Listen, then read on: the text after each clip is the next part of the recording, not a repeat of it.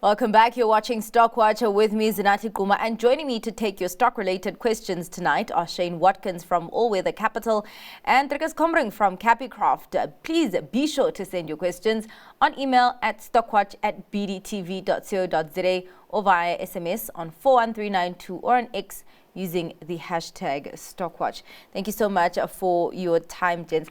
Drikus, I saw a flicker there and I was like, oh my goodness, is load shedding back? Yeah, I'm not sure what happened. Well, we did see load shedding on NVDA stock overnight. Drikus, what did you make of that? Because the results are good and there was an earnings beat, but yet markets still found a reason to be downbeat about it. Well, it's quite easy. It's not good enough for the lofty valuations. It's trading at a 1.2% free cash flow yield.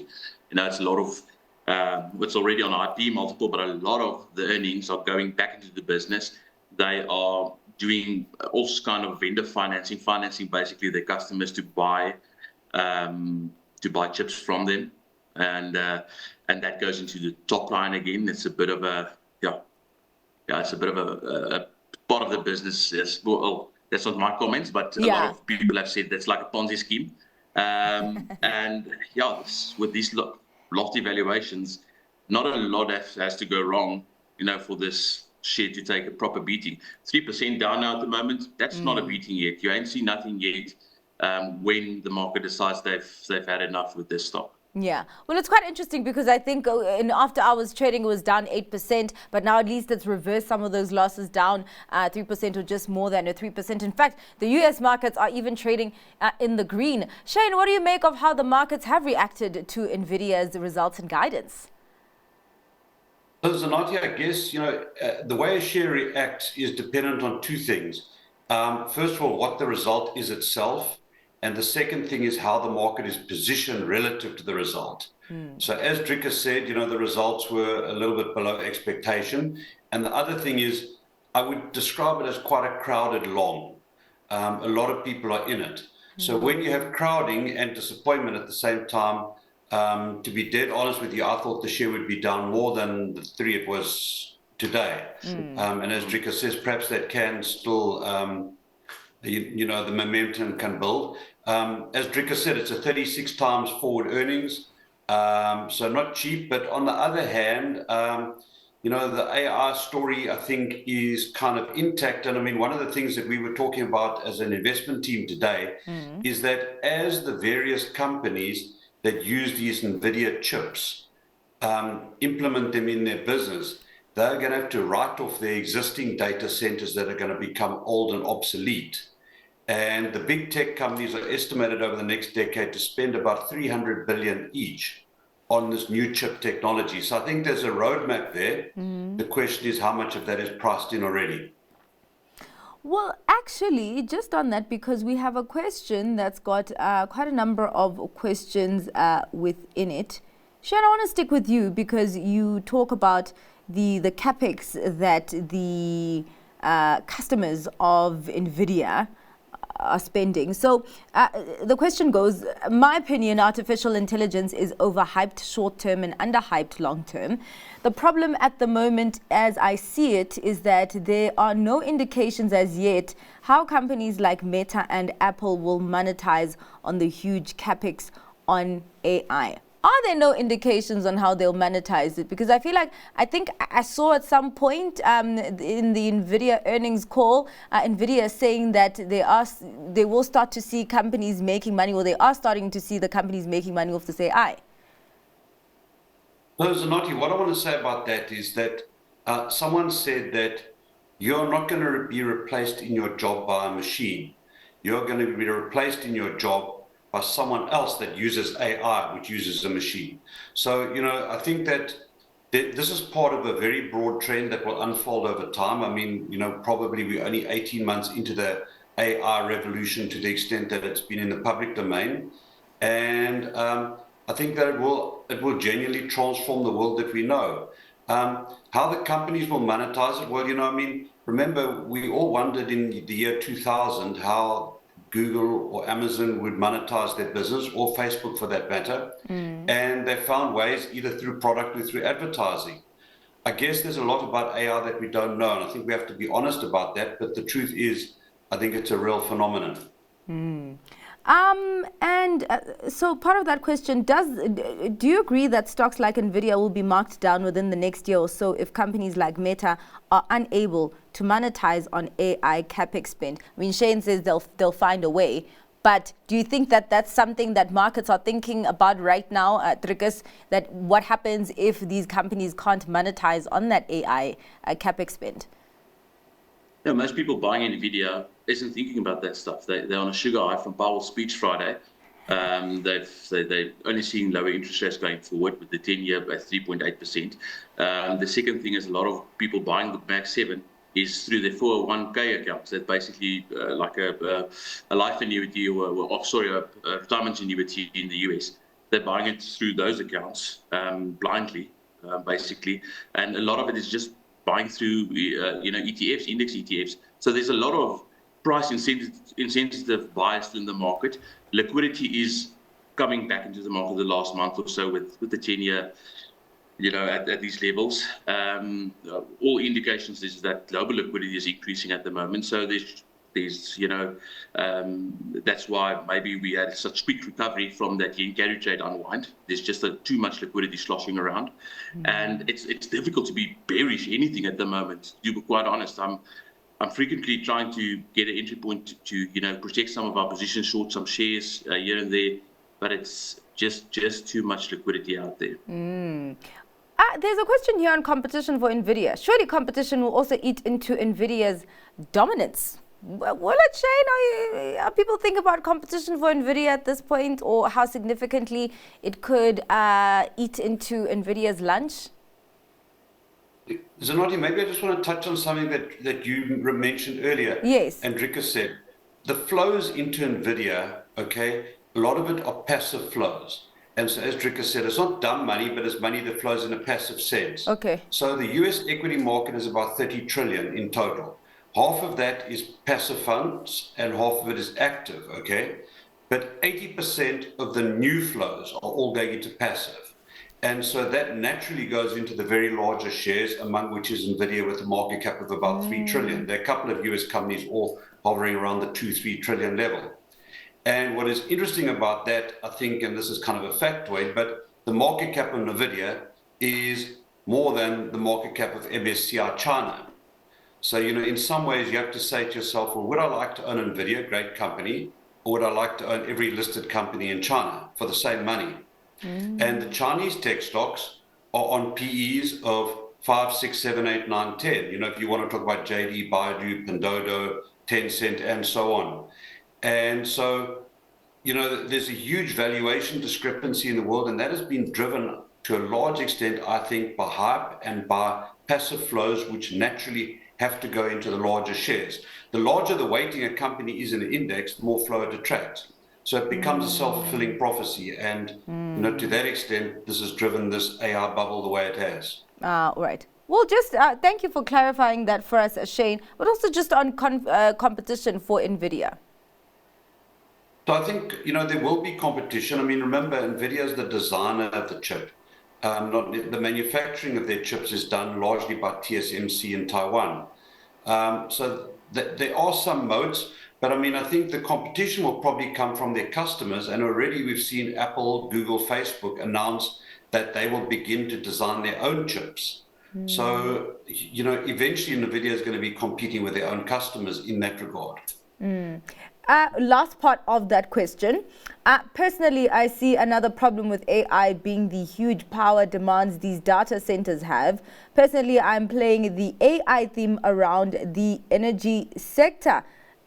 Would this be something that you're thinking about, Drikus? Yes, that's what I wrote in my second quarter newsletter. I think second quarter, first quarter, I can't remember which one, but you can go find it on our website. And basically just saying you need to be long energy. Various forms of energy. One of our biggest positions is in uranium.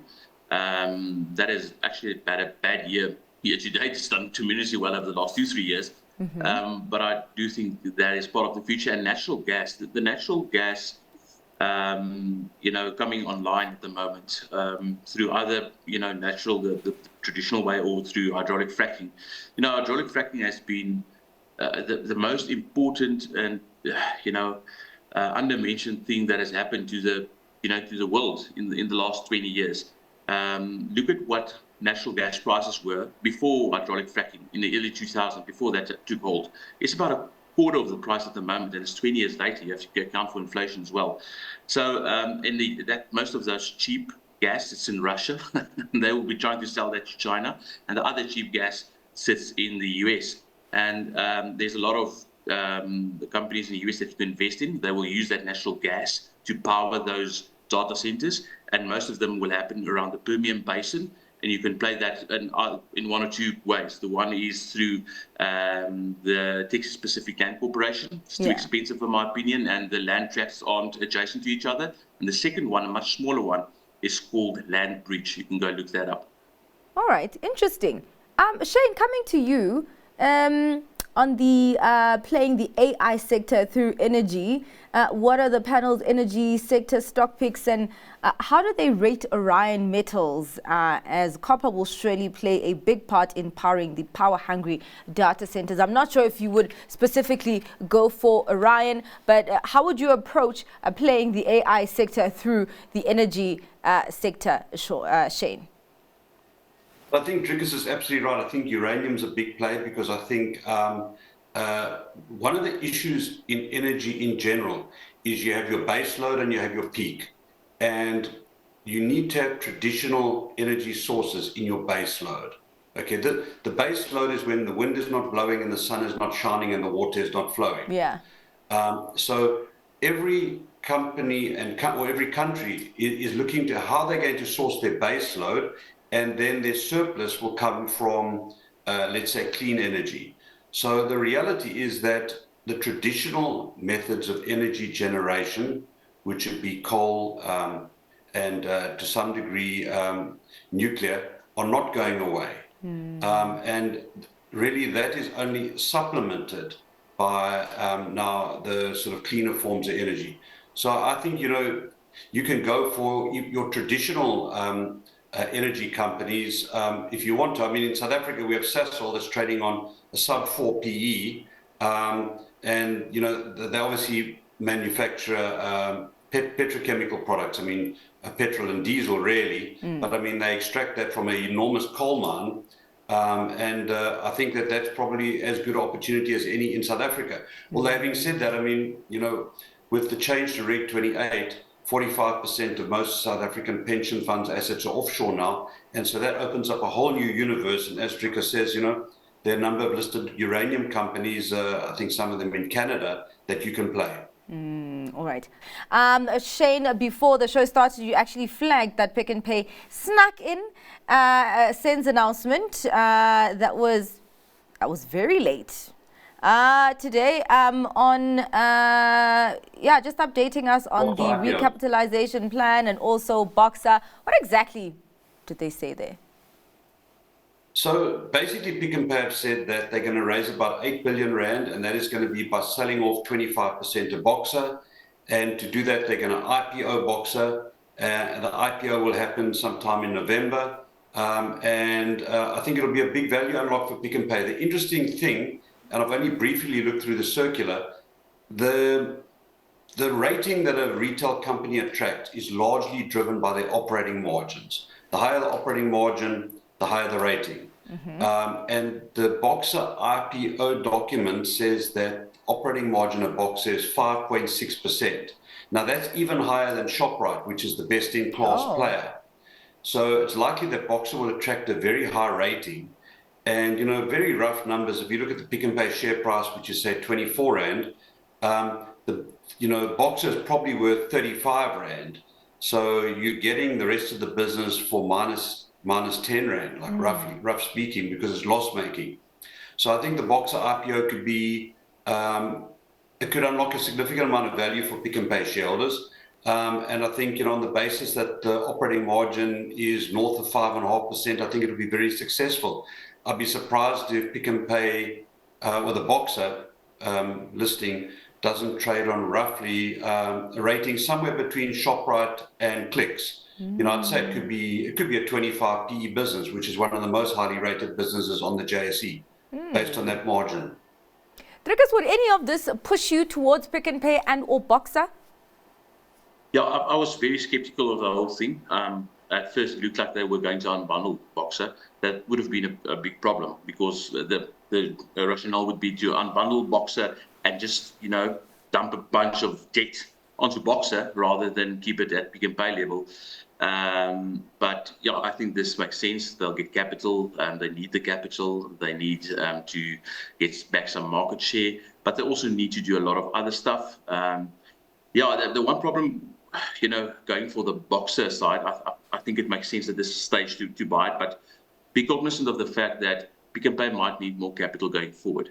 And I don't think they will trade at the highest rating, especially if they've got less Boxer. So they might sell some more Boxer in the future.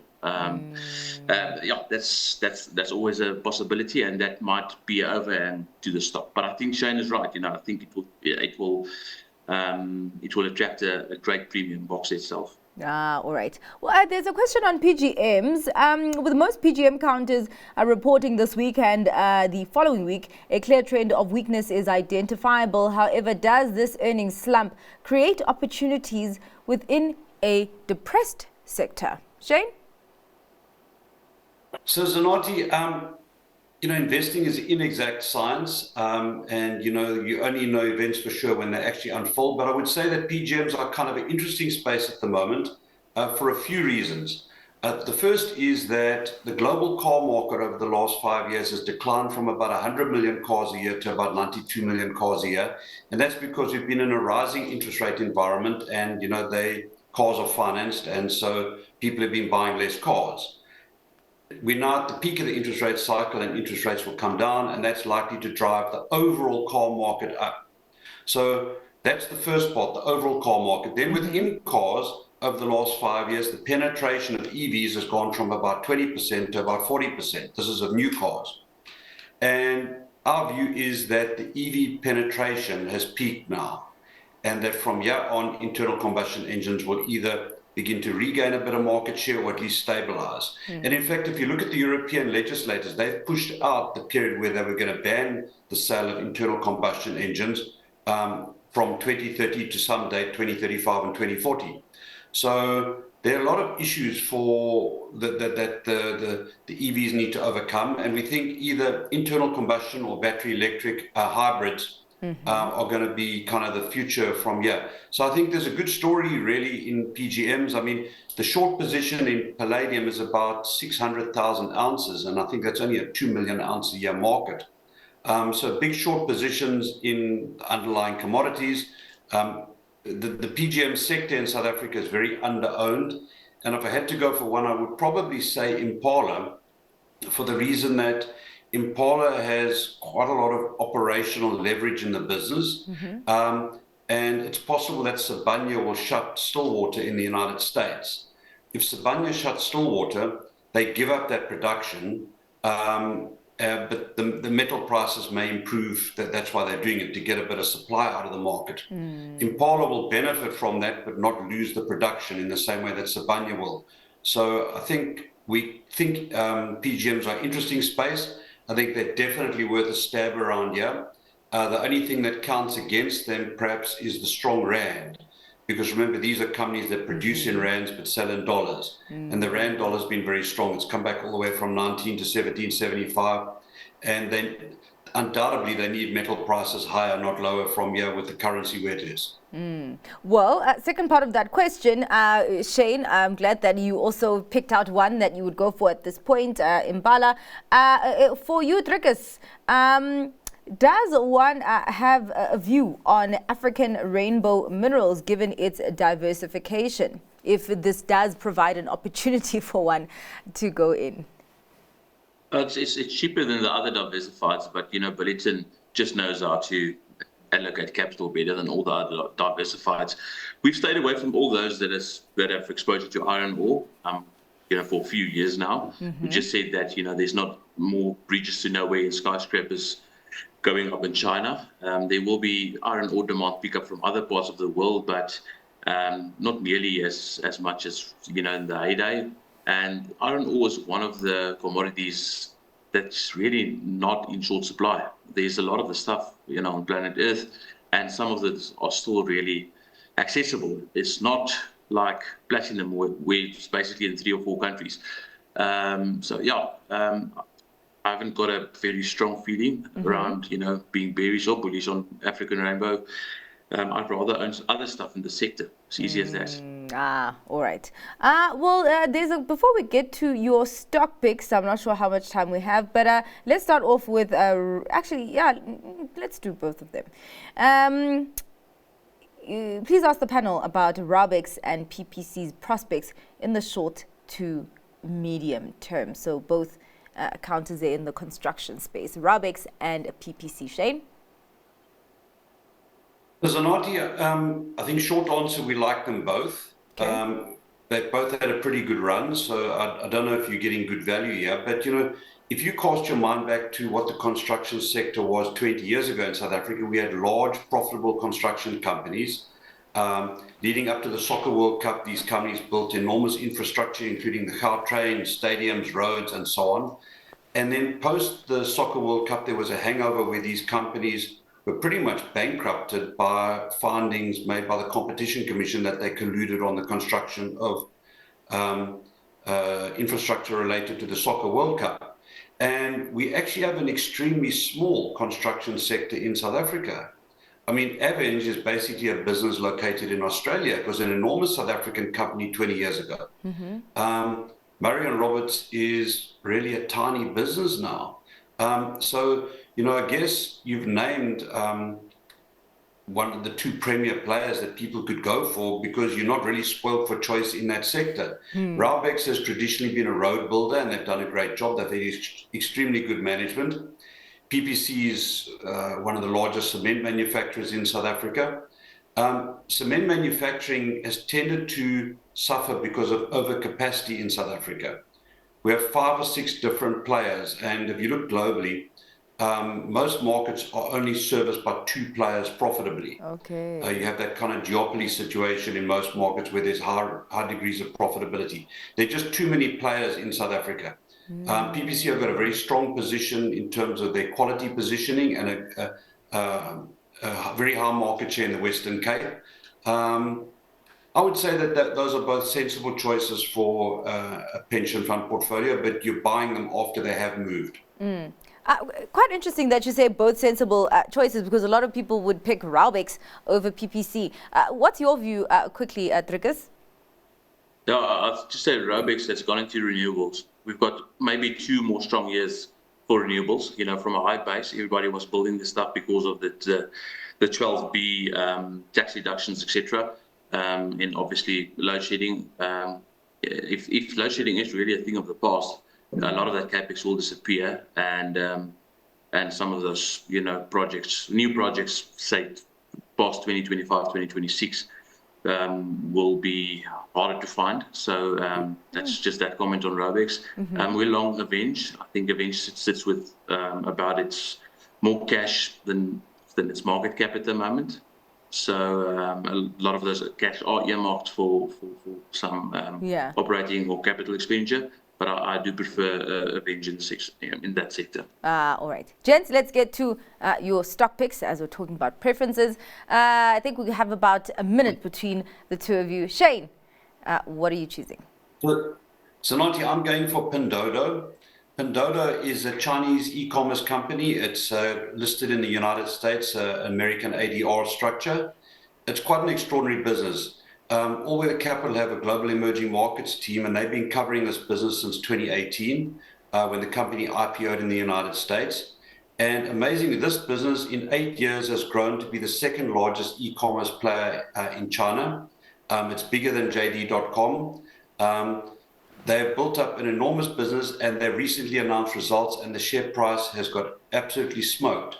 The share was $150 a week ago. It's now trading at $90. And that was a result of a couple of things. First, it was a very crowded long positioning in the market. People that were kind of skeptical about China but wanted some of the growth all went for Pinduoduo, so crowded trade, very badly orchestrated results, some corporate governance concerns because, for example, they don't have segmental accounting disclosure, and the CEO is a very low-key person that is simply not available to investors. But having said all that, the long and the short of it is the company trades now on a sub-7 PE. It's still growing 20. And if you strip out the cash that they have in the business, the PE is 4.5 times. All right. So it trades like a business that's going bankrupt, but we don't think that's the case. And I think it's not hard to see this company doubling over the next 12 months. All right. Code is PDD. All right. Drikus, on your side? Yeah, RAYC, that's on the Aqua Exchange in the US. And it's a Radiant Fundamental China ETF, basically mainland China shares through a quantitative strategy. Gets a bit better returns than just buying them completely passively. Shane just made the case earlier, rather than buying NVDA, buying those shares in China, just like Pinduoduo. And what about geopolitical risk, Drikus? What about Taiwan? Well, you better sell your Apple and NVIDIAs if you're concerned about geopolitical risk, because that's where everything is manufactured. All right. Interesting. Thank you so much for your time and for your analysis today, gents. Much appreciated. That is all for tonight's Stock Watch. And thanks to our guest, Shane Watkins from All Weather Capital and Drikus Combrink from Capicraft. Up next, The Close. Stay tuned.